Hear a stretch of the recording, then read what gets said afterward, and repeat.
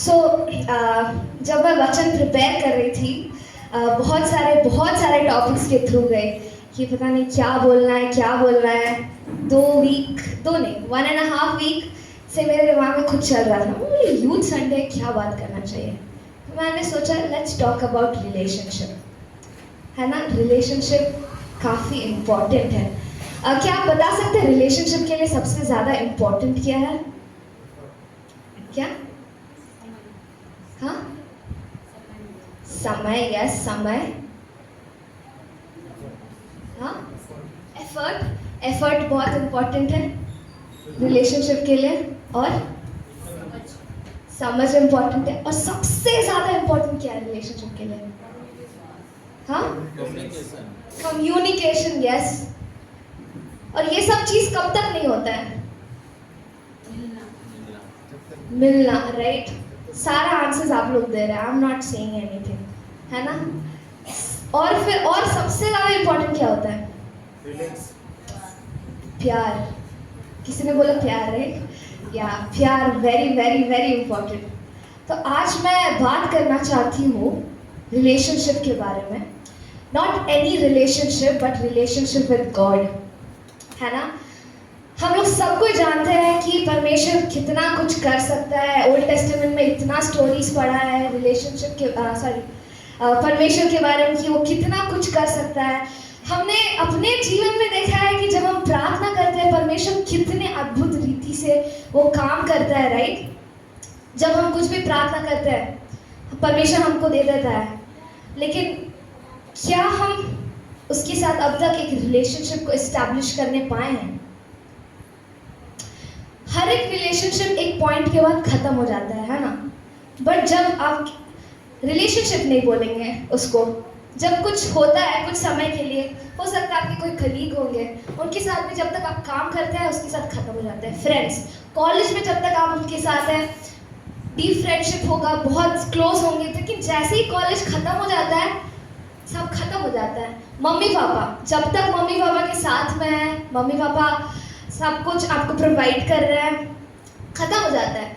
लेकिन एक जो रिलेशनशिप हम लोग को नहीं भूलना चाहिए, जिसको हम अक्सर भूल जाते हैं, that is relationship with God. जो हम उनको प्रायोरिटी नहीं देते हैं ना, सब कुछ प्रायोरिटी हमारा रहता है कि आज को ये करना है, ये करना है, ये करना है। सुबह उठते ही ओके ये करना है, रिमाइंडर नोटिफिकेशन आता है, सीधे फोन खुल जाता है ना, कि ये करना है।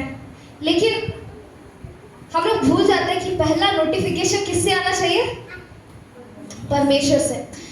मैं आप लोग से कुछ अपने जीवन से भी कुछ शेयर करना चाहती हूँ कि यू नो ऐसा नहीं है कि कोई किसी का रिलेशनशिप कभी परमेश्वर के साथ रहा नहीं है। बहुत बार होता है कि हम लोग परमेश्वर के साथ रिलेशनशिप को बनाते हैं और एक पॉइंट ऐसा जाता है कि हम उनसे दूर भी चले जाते हैं, है ना। बैप्टिज्म हम लेते हैं कि हो फायर में रहते हैं कि हमने बैप्टिज्म लिया है परमेश्वर के लिए, हम ये करेंगे वो करेंगे, लेकिन वो फायर चला जाता है, ग्रेजुअली चला जाता है। क्यों? क्योंकि आपका आंसर जो आपने मुझको दिया, कम्युनिकेशन नहीं है, एफर्ट्स नहीं है, फीलिंग्स सेम फीलिंग नहीं है जो पहले रहता है। वाह कितना अच्छा। ये सेम चीज भी कैसे रहता है? मनुष्य के साथ भी रहता है ना। Husband wife first 2 years honeymoon phase, वाह वेरी लवी डवी, ये करेंगे वो करेंगे, दिल दे देंगे, जान दे देंगे, लेकिन धीरे धीरे उसी से झगड़ा, उसी से आर्ग्यूमेंट्स, है ना। ऐसे ही परमेश्वर के साथ भी वैसे ही है। शुरू में जब गॉड को एक्सेप्ट करते हैं हम लोग के अंदर फायर रहता है, लेकिन जब एक पॉइंट में हम थोड़ा सा भी पीछे हट जाते हैं, जहाँ से हम परमेश्वर को अपने पॉइंट ऑफ व्यू से देखने लगते हैं कि अब परमेश्वर मेरे लिए, हम उनके लिए नहीं है, हम परमेश्वर को अपने से नीचा कर देते हैं, वहाँ से हम बैक साइड हो जाते हैं। और जब ऐसा होता है तब सिर्फ आपके जीवन को घेर लेता है, सिर्फ आपके जीवन को घेर लेता है, आपकी डिसर्नमेंट को क्लाउडेड कर देता है। डिसर्नमेंट क्या होता है? विवेक, आपकी समझ को क्लाउड कर लेता है। मुझे याद है कि 8th स्टैंडर्ड तक जब परमेश्वर को मैं जानती थी, बिल्कुल जानती थी, और 8th स्टैंडर्ड में मैंने बैप्टिज्म लिया, लेकिन उस समय मेरा कोई रिलेशनशिप नहीं था गॉड के साथ। मैं डेफिनेटली जानती थी what God can do for me. मैंने देखा था दुष्ट आत्मा भागते हैं, लोग चिल्लाते हैं, कांपते हैं, लेकिन मेरा परमेश्वर के साथ रिलेशनशिप नहीं था। उस समय I was also facing failures. मेरे लाइफ में इतना फेलियर आया कि मुझको पता ही नहीं था कि लाइफ में करना क्या है। मेरे को कोई आइडिया नहीं था क्या करना है। मैं बस था कि जी रही हूँ किसी तरह। I felt like I am worthless, I am a disappointment to my parents. मुझको चर्च में आने में शर्म आता था क्योंकि सारे सवाल पूछते हैं पढ़ाई कैसे चल रहा है ना, और मैं पास्टर की बेटी, सब कोई पूछेंगे कैसी हो क्या थी, किसी तरह मुंह उठा के आना पड़ता था। बट मेरा रिजल्ट तो सब था फेलियर, है ना। एक सब्जेक्ट में नहीं था, एक सब्जेक्ट में फेल नहीं थी मैं। पहले शुरू हुआ मैथमेटिक्स से, होता है सबका होता है, मैथ से ही सब कुछ शुरू होता है फेल करना। लेकिन उस समय मैं देख रही थी मेरे चारों और सब कोई टॉपर टॉपर, एक से एक टॉपर, चर्च में सब कोई पढ़ाकू। मेरे को लगता था कि I am the biggest stupid person in the world and I can not do anything. फिर भी गॉड को जानती थी, प्रेयर करती थी, खूब प्रेयर करती थी, लगता था कि, लेकिन मैं वचन नहीं पढ़ती थी, वचन को नहीं जानती थी।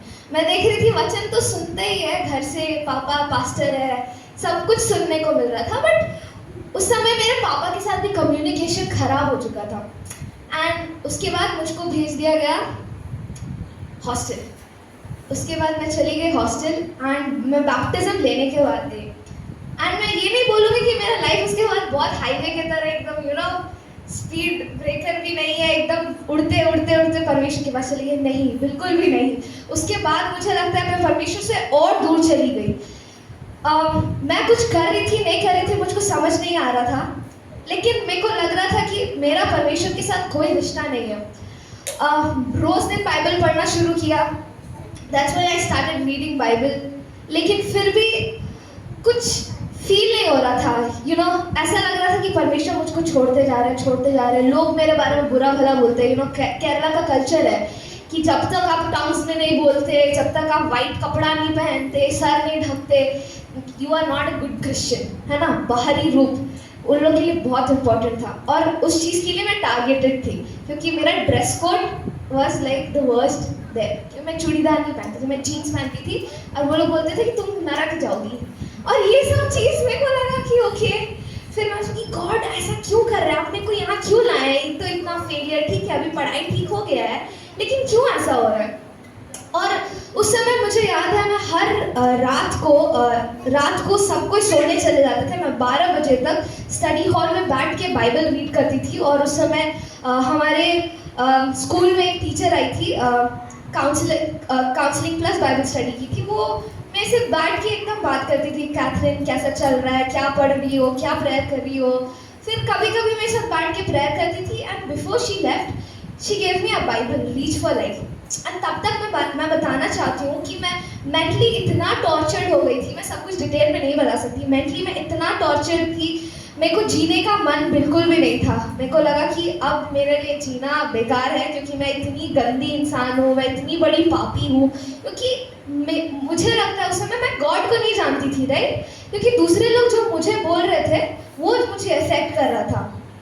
लोग मुझको जज कर रहे थे कि तुम तो ऐसी हो। मुझे इनफैक्ट एक बाइबल कॉलेज स्टूडेंट ने बोला ये प्रॉस्टिट्यूट है। क्यों? क्योंकि मैं वैसा कपड़े पहनती थी, क्योंकि मेरा फ्रेंड सर्कल था उसमें ज़्यादा बॉयज़ थे, है ना। तो फिर मुझे वो चीज़ बहुत ज़्यादा चुभ गया कि ये ऐसे कैसे बोल सकता है। और मैं रोती थी, हर रात रोती थी कि मैं क्या कर रही हूँ कि परमेश्वर मुझसे इतना नफरत करता। मुझे लगा अब तो मैं कभी माफ़ी के लायक नहीं हूँ, परमेश्वर कभी मुझको माफ़ नहीं करेगा। और मैं बताना चाहती हूँ तब तक मैं परमेश्वर के वचन को रीड कर रही थी, मैं प्रेयर कर रही थी, लेकिन मेरा परमेश्वर के साथ कोई रिलेशनशिप नहीं था। वो बाइबल मुझको मैम ने दिया और मैंने उसको पढ़ना शुरू किया। It's called reach for life, जो कि स्पेशली यूथ्स के लिए डिज़ाइंड है। और फिर मैंने उस बाइबल को पढ़ना शुरू किया और तब तक मैं 10th पास कर ली किसी तरह। And I will tell you कि मैं डिप्रेशन में थी क्योंकि उस समय मेरा क्या दिमाग में चल रहा था मुझे नहीं पता। मैं बस शो अप करती थी, एग्ज़ाम मैट्रिक एग्ज़ाम किसी तरह लिखा, बाय गॉड्स ग्रेस 80% उसमें आ गया, पता नहीं कैसे, क्योंकि मैंने पढ़ाई बिल्कुल नहीं किया था और सोचने की क्षमता ख़त्म हो चुकी थी। और उस समय मैं वापस घर आने के बाद मैं बाइबल रोज़ पढ़ती थी, बहुत पढ़ती थी, इतना ज़्यादा पढ़ती थी। पढ़ के मैं वचन सुनती थी। मेरे पापा मुझको बोलते थे कि ऐसा लगता है कि हमसे ज़्यादा वचन अब तुम जानोगी, है ना। और उसके बाद मैं बाइबल पढ़ते गई और मुझे रियलाइज़ हुआ कि क्या जो लोग एक सेट करते हैं, स्टैंडर्ड सेट करते हैं, क्या अच्छा कपड़ा पहनना, परमेश्वर के भवन में आना आपको स्वर्ग में लेके जाएगा? क्या रोज़ बाइबल पढ़ना विदाउट अंडरस्टैंडिंग कि परमेश्वर कौन है, कि आपको वो परमेश्वर के स्वर्ग राज्य में लेके जाएगा? मेरे दिमाग में बहुत क्वेश्चंस आने लगे और मुझे लगा कि नहीं, दिस इज़ वेरी इम्पोर्टेंट कि मैं परमेश्वर के बारे में नहीं जानूं बट कि मैं परमेश्वर को जानूं। और उसके बाद मैंने देखा कि मेरे लाइफ में बहुत सारे चेंजेस हुए। मैं इमोशनली बहुत ज़्यादा स्ट्रांग हो गई। आप सबको पता है कि 2021 मेरे लाइफ का बहुत ही हार्ड पीरियड था, जहाँ पे मेरी मम्मी बहुत बीमार हो चुकी थी, पापा घर पे नहीं थे। मुझको नहीं पता था कि करना क्या है, कुछ भी नहीं आता था, खाना पकाना कुछ नहीं आता। तब तक मेरे पापा मम्मी मेरे को नालायक समझते थे। वो लोग बोलते कुछ भी नहीं कर सकती हो तुम, एकदम बर्डन हो, इंडिपेंडेंट रहना सीखो। और उस समय ये भी था कि मेरे पापा का कि तुम जितना गलत कर रही हो हम तुमको सपोर्ट नहीं करेंगे, तुम गलत हो तो तुम गलत हो, I am not gonna say that this is right. और फिर वो सिर्फ इसी के लिए नहीं, इनफैक्ट जब वचन के लिए मैं वो बोलते थे कि तुम इतना वचन पढ़ती हो लेकिन घर में कुछ नहीं कर रहे हो। वचन पढ़ने से सिर्फ कुछ नहीं होता है, you have to put it into action. You know, faith क्या है? Faith is an action, it's not just knowing stuff. सिर्फ जानना काफ़ी नहीं है, इट्स अबाउट डूइंग थिंग्स, है ना। और उस समय सच में मेरे को लगा कि परमेश्वर क्यों आप मेरे साथ ऐसे करें। खाना पकाना बिल्कुल गैस कभी छुआ नहीं, क्योंकि घर में हमेशा लोग रहते थे हेल्प करने के लिए, कुछ भी नहीं आता था। उस समय मैं परमेश्वर के पास सबमिट हो गई, क्योंकि मेरा 12th का बोर्ड फाइनल है, होगा नहीं होगा कुछ नहीं पता। और उस समय मैं रो के रोज़ प्रार्थना करती थी। मेरी मम्मी बेड से नहीं उठती थी, रोज़ वॉमिटिंग करती थी, उनको हॉस्पिटल में नहीं जाना। क्यों? क्योंकि उनको इंजेक्शन लगेगा। So like I don't know what to do. And उस समय किसी तरह एक मैंने बस कॉल में पापा से बात होती, रोज़ मेरे को कॉल आता था कि ये करो वो करो। लेकिन मैं बता रही हूँ कि ये प्रॉब्लम मेरे 9th 10th के प्रॉब्लम से ज़्यादा बड़ा था।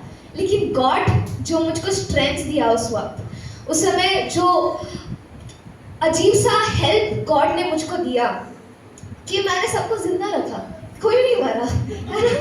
मम्मी रूथ सब कोई खाए पिए, किसी का पेट खाली नहीं था।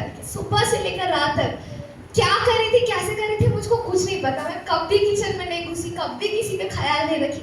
और उस समय पापा ने बोला कि हाँ बेटा तुम पे भरोसा किया जा सकता है। मैंने बोला थैंक यू गॉड।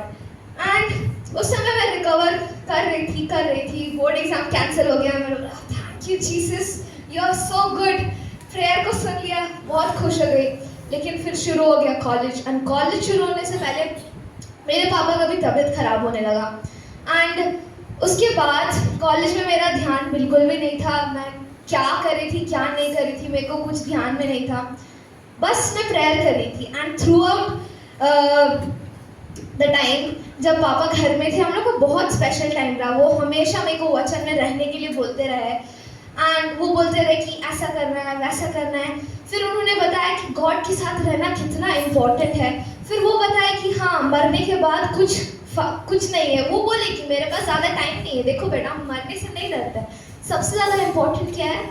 वो है गॉड के साथ रिलेशनशिप बनाए रखना, गॉड के साथ रहना। क्योंकि life on earth is very temporary. और यहाँ पे आप जितने रिलेशनशिप्स को बनाओगे, जितना धन इकट्ठा करोगे, जितना कुछ भी करोगे, कुछ आपके साथ स्वर्ग नहीं जाने वाला। और ये चीज़ मैंने रियलाइज़ किया। एंड उसके बाद जो हुआ इज़ अ हिस्ट्री।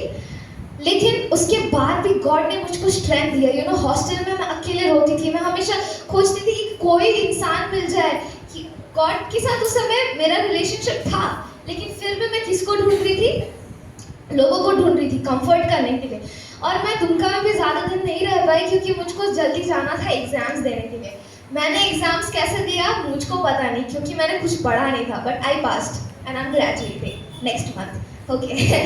फिर उसके बाद कुछ समझ नहीं आ रहा था क्या करूं। परमेश्वर ने मुझे एक इंसान मेरे लाइफ में नहीं दिया। इनफैक्ट मम्मी ने मुझको हॉस्टल में डाल के छोड़ दिया था। एंड मैं हॉस्टल में अकेले रहती थी। मैं रोती रहती थी, समझ नहीं आता था क्या करूं। और उस समय मुझको रियलाइज़ हुआ कि सच में गॉड के साथ रहना कितना इम्पोर्टेंट है। उस समय मुझको रियलाइज़ हुआ कि कोई मेरे साथ रहे ना रहे, गॉड के साथ रहना कितना इम्पोर्टेंट है।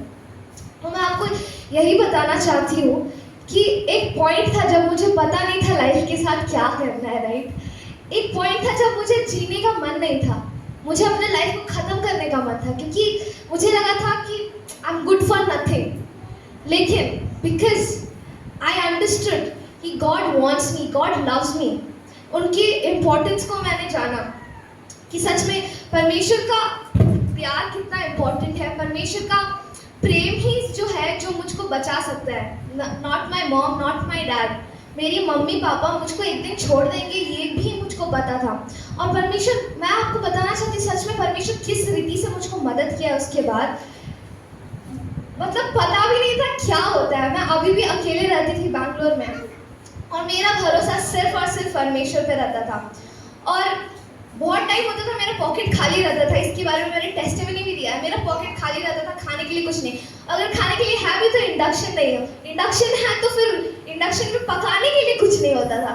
सो उस समय भी कोई ना कोई मुझको खाने के लिए कुछ ना कुछ दे रहता था।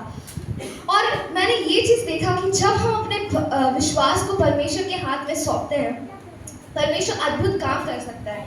बहुत बार होता है कि हम लोग सोचते हैं नहीं अपने बुद्धि से सब कुछ करेंगे, और इसका एग्जाम्पल बाइबल में भी बहुत सारा है ना। जब परमेश्वर के हाथ में बड़े बड़े राजा सब कुछ सौंप देते थे, जैसे कि किंग ईसा के बारे में रिसेंटली में पढ़ रही थी, किंग आसा बोलते हैं हिंदी में, क्रॉनिकल्स, किंग क्रॉनिकल्स में पढ़ रही थी कि वो किस तरह प्रभु के साथ था, सब कुछ प्रभु के लिए कर रहा था। बट एक पॉइंट आया जब वो खुद का बुद्धि इस्तेमाल किया है ना, कि जब उसके एनिमी उनके अगेंस्ट खड़े हो गए, वो दूसरे राजा के साथ वो क्या किया, बॉन्ड किया या फिर उनके साथ इंक्लूड हो गया। और परमेश्वर उसको क्या कहता है कि why did you do this. क्या इतने दिन तक परमेश्वर उनके साथ नहीं था, उनको विक्ट्री दे रहा था, राइट। लेकिन आसा क्या किया, वो अपना बुद्धि लगाया, परमेश्वर को छोड़ करके परमेश्वर को छोटा समझने लगा, अपने प्रॉब्लम्स को बड़ा समझने लगा। और एंड में हम देखते हैं वो पाप में ही मरा। वो मरने के बाद भी परमेश्वर के पास नहीं गया। सेकंड क्रॉनिकल्स में है, आई थिंक आप लोग उसको बाद में पढ़ सकते हैं, लेकिन सेकंड क्रॉनिकल्स चैप्टर 15-16 उसमें है, आप लोग उसको बाद में पढ़ सकते हैं। लेकिन आप लोग देखिएगा कि किस तरह कि परमेश्वर पे वो भरोसा नहीं किया, इसलिए वो पाप में मर गया है ना। वो डॉक्टर्स के पास सोल्यूशन पूछा, बहुत सारे फिजिशियंस के पास गया, लेकिन कुछ भी नहीं हुआ, क्योंकि उसका परमेश्वर से विश्वास हट गया था। अगर वो विश्वास था भी तो वो स्टबर्न हो गया था। और मैं बोलना चाहती हूँ कि अगर आप अभी भी स्टबर्न हैं, परमेश्वर जब जजमेंट का दिन होगा वो आपको भूलने से नहीं डरेगा, क्योंकि वो परमेश्वर है। लेकिन अभी वो आपका सेवियर है और वो आपसे बातें करना चाहता है। मैं यूथ को यही बोलना चाहती हूँ कि अभी जो टाइम है वो पाप इतना ज़्यादा बढ़ गया है कि पाप से भागना इज़ नॉट पॉसिबल। और ऐसा नहीं है कि अगर एक बार आप परमेश्वर के पास आते हैं तो आप गिरेंगे नहीं। बड़े बड़े पास्टर्स भी गिर जाते हैं क्योंकि हम मनुष्य हैं, लेकिन यही ग्रेस हमें परमेश्वर की ओर से मिला कि यीशु मसीह को उसने हमारे लिए दे दिया, है ना। ये सब जनरल बातें हैं, बट मैं आपको रिमाइंड करना चाहती हूँ कि सच में अगर आपकी लाइफ में परमेश्वर रहता है, वो किस तरह आपको विक्ट्री में लेके जाता है। डिस्ट्रेस टाइमिंग्स आते हैं, मेरे लाइफ में भी आए, लेकिन उसमें भी परमेश्वर की शांति आपके जीवन में रहती है। शायद आप खुश नहीं रहते, लेकिन परमेश्वर का जॉय आपके अंदर रहता है। आप दुखित भी होते होंगे, लेकिन फिर भी परमेश्वर का आनंद आपके जीवन में रहता है। और इसलिए आपको क्या करना है, क्योंकि अभी का टाइम जो है पाप से बाहर निकलना इज डेफिनेटली अ चैलेंज। और स्पेशली जब आप सोचते हैं कि आप अपने पावर से आप बाहर निकलोगे पाप से, तो वो पॉसिबल बिल्कुल नहीं है। क्योंकि मैं आपको बताना चाहती हूँ कि ईविल आपसे भी ज़्यादा पावरफुल है। आप ईविल के सामने कुछ भी नहीं है। अगर जब तक आप साम्स में, आई थिंक पूरे बाइबल में लिखा है कि जब आप पाप के बंधन में होते हैं, जब आप पाप में रहते हैं, you are slaves to sin, है ना। पूरा new testament, I think from Romans, 1 Corinthians, Thessalonians, सब जगह लिखा है when you are in sin, you are slaves to sin। और जब आप सिन के साथ, सिन में स्लेव होते हैं, आपको पता नहीं होता है कि आप क्या कर रहे हैं, क्योंकि पाप आपको पूरा कंट्रोल कर लिया होता है। आप पाप के बंधन में रहते हैं, आपको डिसर्नमेंट नहीं होता, आपको विवेक नहीं होता है कि आप क्या कर रहे होते हैं, आपके अंदर कोई एफर्ट नहीं होता है। इसलिए मैं आप लोग को धन्यवाद देना चाहिए परमेश्वर की आप क्रिश्चियन खानदान में हैं। आप इतना सब कुछ सुनते हैं, लेकिन फिर भी एक एफर्ट नहीं रहता है ना, एक एफर्ट नहीं रहता है कि गॉड को हम लोग ढंग से जाने, उसके बारे में तो जानते हैं बट अभी तक पता नहीं कि what he can do for you. आप हमेशा हमेशा अपनी बुद्धि को लगाने की कोशिश करते हैं, और जब आप पाप में जब स्लेव रहते हैं, शैतान आपके अंदर इजीली आपको अटैक कर सकता है, आपको इजीली कंट्रोल कर सकता है। आप जो कुछ भी करते हैं आप शैतान के कंट्रोल में होते हैं। और ये चीज़ मैंने हर एक की लाइफ में देखा है कि जब आप परमेश्वर की, स्पेशली आप जब बैप्टिज्म ले लिए होते हैं, उसके बाद जब आप नीचे गिर जाते हैं और किस तरह शैतान आपको नीचे खींच देता है आपको पता भी नहीं चलेगा। पहले लगेगा ओह कोई बात नहीं, इतना सही तो है, ओह कोई बात नहीं, इतना सही तो ये तो कर लेते हैं, है ना। लेकिन जब आप उस पिट में गिर जाओगे आपको लगेगा कि मैं कहाँ आ गया। लेकिन मैं बताना चाहती हूँ आपके लिए होप है, अभी भी होप है। आप अभी तक पीछे नहीं है, आप अभी जीवित हैं, तो परमेश्वर आपको होप देना चाहता है, आपसे बातें करना चाहता है। और परमेश्वर अभी भी आपको एक्सेप्ट करने के लिए तैयार है, वो आपका सेवियर है, राइट। और मैं बताना चाहती हूँ कि जब आप धीरे धीरे परमेश्वर के भवन में आएंगे, धीरे धीरे उनके वचन को रीड करना शुरू करेंगे, धीरे धीरे कंप्लीट सरेंडर करेंगे अपने आप को परमेश्वर के हाथों में, आप देखेंगे किस तरह परमेश्वर आपके जीवन में काम करेगा। परमेश्वर आपको अपनी स्वर्गीय बुद्धि देगा कि आपको क्या करना चाहिए, क्या नहीं करना चाहिए। आपको सोचने की जरूरत नहीं पड़ेगी। और मैं लिविंग टेस्टिमनी हूँ कि आपको क्या चाहिए परमेश्वर आपको देगा। क्योंकि बाइबल कहता है कि अगर चिड़ियों को जंगली जानवरों को अगर परवाह नहीं है कि वो लोग को क्या खाना है, क्या पीना है, God can take care of them, आपका ध्यान क्यों नहीं रख सकता है परमेश्वर? क्योंकि आप उनकी सबसे ज्यादा प्रेशियस क्रिएशन है ना। उन्होंने आपको अपने इमेज में बनाया है। Image is not just facial image, उनकी कैरेक्टर, उनकी पर्सनालिटी को परमेश्वर ने आपको भी दिया है। और जब आप परमेश्वर के हाथ में अपने आप को सरेंडर करेंगे, आप देखेंगे परमेश्वर सच में कितना कुछ करता है। और then we become slave to Jesus, amen. और जब आप जीसस के स्लेव होते हैं, आप सिन में नहीं रहते हैं, है ना। यू कैन कंप्लीट फ्रीडम, आप स्लेवरी में नहीं रहते, आप किसी के गुलाम नहीं रहते हैं, आपको ट्रू आज़ादी मिलती है। और मैं बताना चाहती हूँ कि जब मुझको ये बातें समझ आई, मुझे कॉलेज में सबको बोलती है तुम हमेशा हाई रहती हो क्या? क्यों? क्योंकि मैं हमेशा खुश रहती हूँ। उनको हाई होने के, खुश रहने के लिए क्या होता है? पीना होता है, एडिक्शन, ड्रग एडिक्शन, ये सब करना होता है। लेकिन लड़का लड़की पार्टी में कुछ भी नहीं करती थी और लोग हमेशा बोलते तुम हमेशा हाई रहती हो क्या? और मैं बोलती no, it's the joy of the lord, है ना। तो मैं, और ये सब मैं ऐसे नहीं बोल रही हूँ, मैंने एक्सपीरियंस किया और इसलिए मैं आपको बताना चाहती हूँ। It's not easy, living with God is not easy, building a relationship with God is not easy. But आपको क्या करना होता है? एफर्ट लगाना होता है ना। रोज कम्युनिकेशन करना होता है। जब आप किसी से प्रेम करते हैं, क्या आप उसको इग्नोर करते हैं? नहीं, राइट। आप बोलते हैं कि हम यीशु मसीह से प्रेम करते हैं, तो अगर आप प्रेम करते हैं तो क्या आप उसके लिए थोड़ा टाइम नहीं निकाल सकते? सुबह सबसे पहले उठ के, आपने देखा स्किट में, सबसे पहले उठ के क्या? फोन नोटिफिकेशन, वो करते करते करते करते परमेश्वर का टाइम खत्म हो जाता है।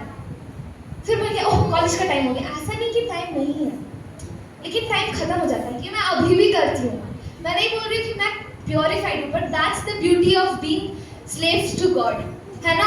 वो बार बार आपको याद दिलाता है कि दिस इज रॉन्ग, ये नहीं करना है, आपको मेरे पास आना है। Without me you are nothing. और परमेश्वर हमेशा मुझको ये रिमाइंड कर देता है कि without me you are nothing, क्योंकि I have tested and see that the lord is good, है ना। मैंने चखा कि परमेश्वर कितना अच्छा है, उसके बिना मेरा लाइफ, आई से कि God I can not do life without you. कहीं मैंने पढ़ा था कि prayer is the vital breath that you need to live on earth and for eternal life, है ना। प्रेयर आपके लिए एक वाइटल सांस है ना। आपको ब्रीथ करना है प्रेयर। क्यों? क्योंकि prayer is not just asking God और giving praise to God, it's a communication, है ना। रिलेशनशिप के लिए किसी ने कहा कि हमें कम्युनिकेशन करने की जरूरत है। और कम्युनिकेशन आप किसको कैसे करते हैं? अपने दोस्त के साथ कि अरे दोस्त मुझको ये चाहिए, आपने मुझको ये दिया, आपका धन्यवाद, तुमने मेरे लिए ये किया, आपका धन्यवाद, तो इसलिए मैं आपको धन्यवाद देता हूँ, ये आपके लिए, ये आपके लिए। ये कम्युनिकेशन होता है क्या? No, right. कम्युनिकेशन मतलब कि आप जानते हैं कि परमेश्वर आपके लिए क्या चाहता है, आप उनका एक्सपेक्टेशन क्या है, और परमेश्वर आपका एक्सपेक्टेशन को जानता है क्योंकि ही इज गॉड।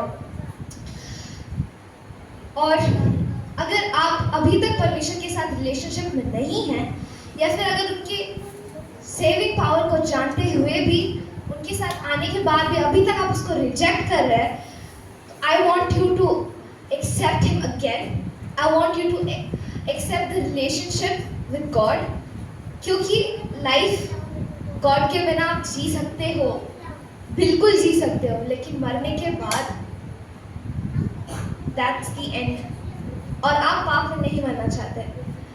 और इसके लिए आपको क्या करना है? Pray every single day, morning devotion, that has changed my life. Morning devotion every single day, Bible reading, prayer, कुछ भी करिए, जल्दी उठिए, रात को लेट से सोइए, जल्दी उठिए, कुछ भी करिए, लेकिन morning devotion is very very very important. उसके बाद क्रिश्चियन फ्रेंड, सारे फ्रेंड्स होते हैं, लेकिन क्रिश्चियन फ्रेंड एक कॉन्फिडेंट होना बहुत ज़रूरी है। कॉन्फिडेंट किसको कहते हैं? जिस पे आप रिलाई हो सकते हैं। It's not just a friend, it's more than a friend. एक कॉन्फिडेंट होना ज़रूरी है।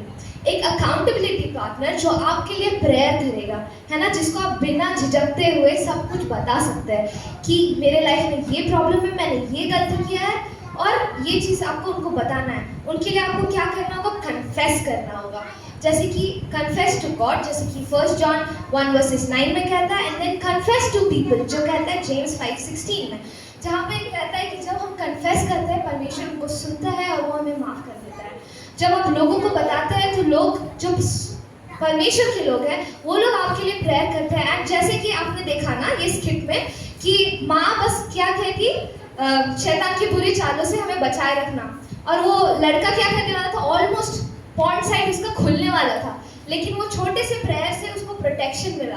तो ये छोटा छोटा प्रेयर अगर हमें इतना प्रोटेक्शन दे सकता है, रोज प्रेयर करना कितना कुछ कर सकता है। उसके बाद get out of the place where you are thinking of going back to your old life। अगर आप इस परिस्थिति में हैं जहाँ पे आप अपने पुराने लाइफ में जाने का सोच रहे हैं, वहाँ से इमीडिएटली आपको क्या करना है? बाहर निकल जाना और परमेश्वर के पास आना है। और अगर आप पाप में गिर भी जाते हैं, अपने ओल्ड सिन में गिर भी जाते हैं, you just have to confess, है ना। मैंने कहीं पढ़ा था कि you don't have to purify yourself and go to God, you have to go to God and get purified, है ना। क्योंकि परमेश्वर आपको भला चंगा नहीं देखना चाहता। आप जैसे हैं, परमेश्वर आपको वैसे ही एक्सेप्ट करेगा।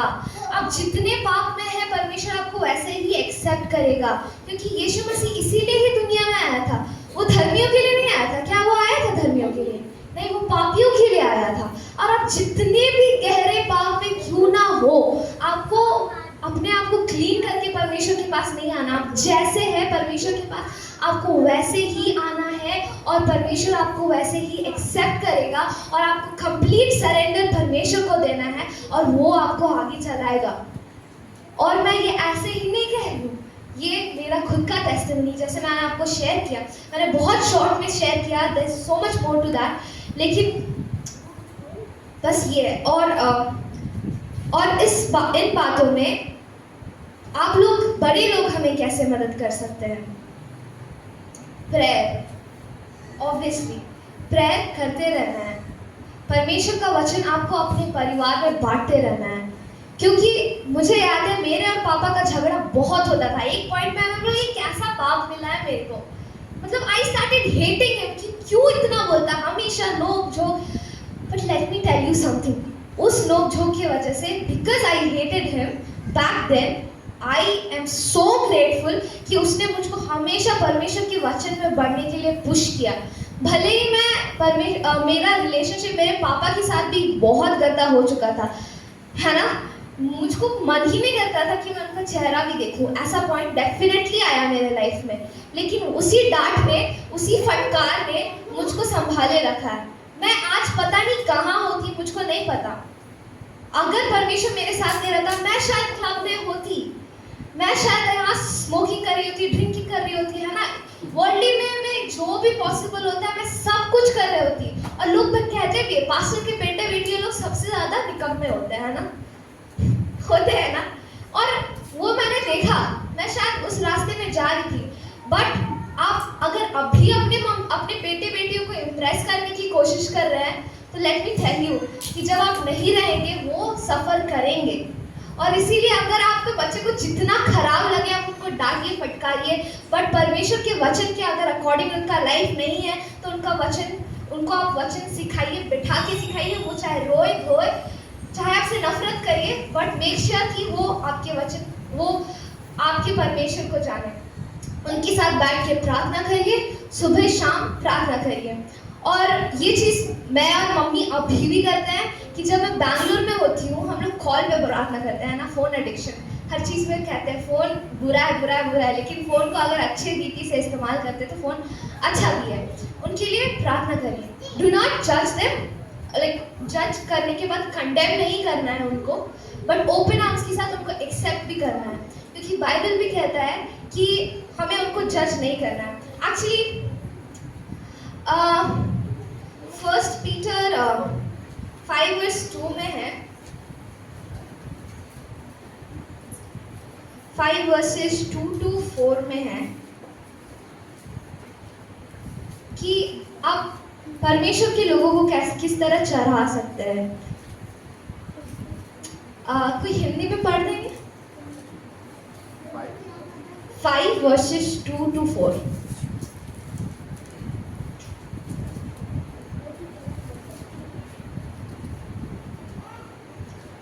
पहला पतरस 5 कि परमेश्वर की इस झूठ की जो तुम्हारे सोच में रखवाली करो, और यह दबाव से नहीं परंतु परमेश्वर की इच्छा के अनुसार आनंद से और निज कमाई के लिए नहीं पर मन लगाकर। जो लोग तुम्हें सौंपे गए हैं उन पर अधिकार न जताओ, वरन झुंड के लिए आदर्श बनो। जब प्रधान रखवाला प्रकट होगा तो तुम्हें महिमा का मुकुट दिया जाएगा जो मुरझाने का नहीं। आमेन। तो ये हम लोग को रिस्पॉन्सिबिलिटी दी गई है, और ये कहाँ से शुरू होता है? अपने फैमिली से, फिर जाता अपने चर्च से, है ना। उन पे अधिकार आपको नहीं जताना है, आपको अधिकार है, बट आपको यूथ को ये स्पेस भी देना है कि वो आपके पास आ सके। अगर पहले ही मुझको जजमेंट मिल जाएगा, शायद मैं आपके पास आने से हिचकिचाऊंगी, और मैं शायद आपको कुछ बताने से मैं डरूंगी, इसलिए क्योंकि आप लोग क्या परमेश्वर की चरवाहे हैं।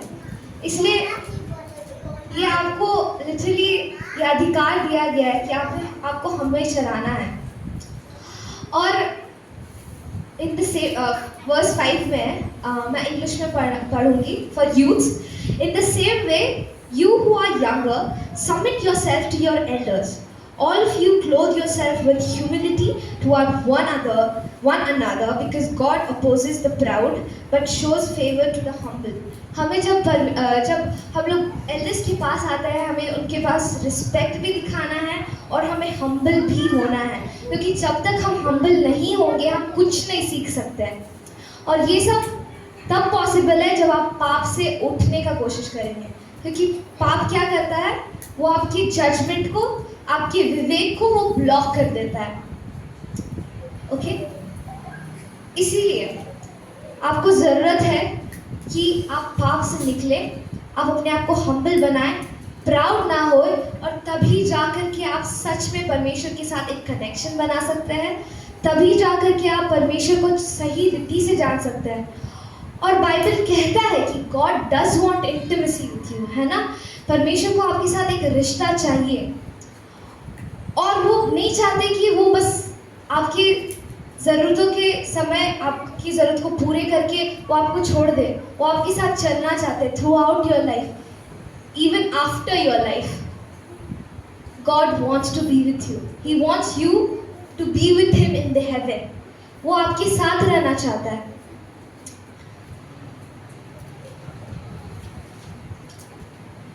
और रिलेशनशिप विद गॉड जो है वो आपको प्रोटेक्ट करता है, आपको प्रोवाइड करता है, वो आपको प्रेम देता है, वो आपको सिक्योर करता है, और उससे ज़्यादा बड़ा कुछ भी नहीं है। उससे ज़्यादा बड़ा आपके पास कुछ आ भी नहीं सकता। एंड गॉड आपको छोड़े नहीं है ना, क्योंकि वो हमेशा सेम रहता है। क्या वो चेंज होता है? बिल्कुल भी नहीं। गॉड हमेशा सेम रहता है और वो हमेशा सेम रहेगा। इट्स आवर परसेप्शन, हमारा view of God will always change, क्योंकि हम ह्यूमन हैं। मैं फिर से आपको याद दिलाना चाहती हूँ कि गॉड के पास आने के बाद आप गिरेंगे, पाप में बिल्कुल गिरेंगे, लेकिन परमेश्वर फिर भी आपको एक्सेप्ट करेगा, क्योंकि जीसस क्राइस्ट इसीलिए आए थे इस दुनिया में ताकि वो आपको बचा पाए। पाप के लिए हमें फिर से कोई बलिदान ना देना पड़े, बल्कि हम फिर से एज अ फ्रेंड हम लोग दोबारा गॉड के पास आए और वो हमें वापस एक्सेप्ट करेंगे। इस वक्त मैं